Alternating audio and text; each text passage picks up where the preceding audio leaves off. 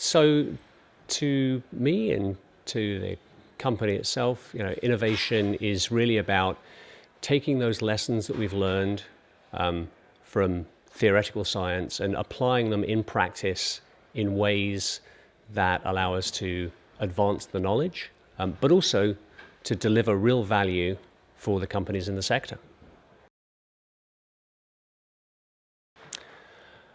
I think good innovation needs to be founded on really sound core science, but it has to develop real momentum. It isn't something that sits in a lab.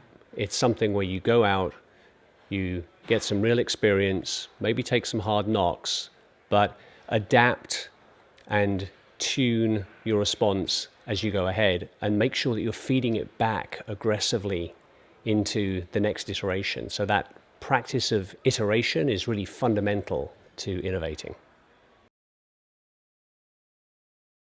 So when we think about the risks for companies in the innovation cycle, very often we get too concerned about the risks of moving and not concerned enough about the risks of not acting. And so I think the key risks that we see are if you don't control the innovation cycle in such a way that you can capture valuable information, if you're not effectively running sound experiments that allow you to feed back into the innovation cycle. And I think also, it's very tempting to let the perfect become the enemy of the good. Entrepreneurs in Silicon Valley and elsewhere know very clearly that they can't let what they don't know today stop them from doing what they can do today. And I think it's making that first step is really the key.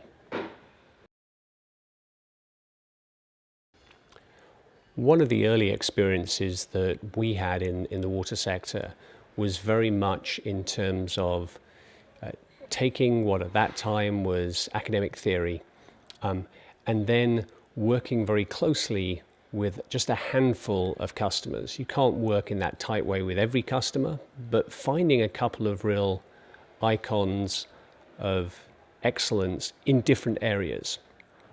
And so what we did was we worked very closely with those customers in order to shape what we were doing, to assess that early go-to-market fit, and then in a second cycle, then we went back on and worked on, how we made that scalable and efficient and so on. So at the beginning, don't worry too much about making it perfectly scalable or whatever. At the beginning, you should do what you can and don't worry if it doesn't scale, but you need to quickly pivot towards that. So the ways that we see innovation positively impacting customers, communities, and the environment is in a few ways. Number one, the customers, particularly end consumers, have changed in their expectations forever. We're more connected, more digital, more mobile, and that is the founding assumption for many customers' interactions with every service provider in their lives. They can expect and should expect, in fact do expect, no less from their water company. When we think about corporates, they're increasingly pressed to reinforce their brands and to increase trust, particularly in terms of how they address issues of the environment and natural resources.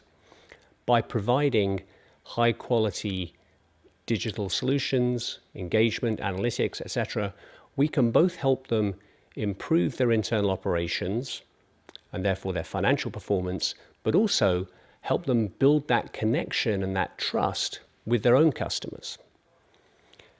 And when you get both customers as individuals and customers who are corporations working along those two lines, then the net effect on the environment in terms of reducing impacts of water extractions, greenhouse gas emissions, etc., really means that the entire community, the environment in which we all live, is much better off.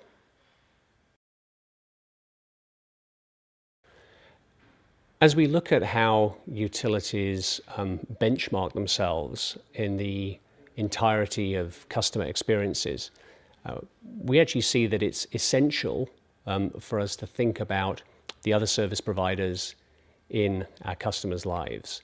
And it's fair to say that for good or ill, those other service providers are the ones who are actually setting the benchmarks in terms of common perceptions. So we think it's essential for utilities to be aware of that, but also, of course, to recognize and take advantage of, to really make the case for the situations where a water utility is quite appropriately separate and distinct from those experiences.